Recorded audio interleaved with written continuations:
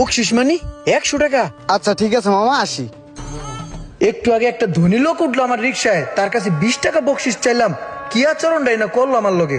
আর এই গরিব লোকটাই নিজেই কত বিপদে আছে, তারপরে হ্যাঁ আমার 100 টাকা বকশিস দিয়ে গেল। আল্লাহ রে, মানুষের চেহারা দেখে মানুষের বিচার করা যায় না রে। দুনিয়াটা পুরাই একটা আজব জায়গা রে।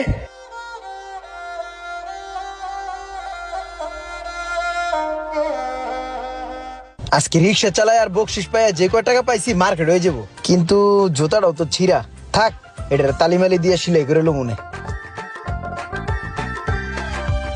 এই গেঞ্জিটা মনে হয় আমার সাইজের, আমার লগে মানাইও রে। না, ঈদের দিন নামাজ পড়া লাগবো, পাঞ্জাবি দেখি।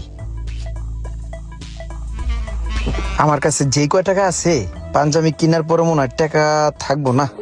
না, বাচ্চা করলে জিনিসপত্র লইলি আমারটা পরে কিনবো না। পাঞ্জাবি এই দিন না কিনলাম, আগে পোলাপানির লেগে কিনা লই।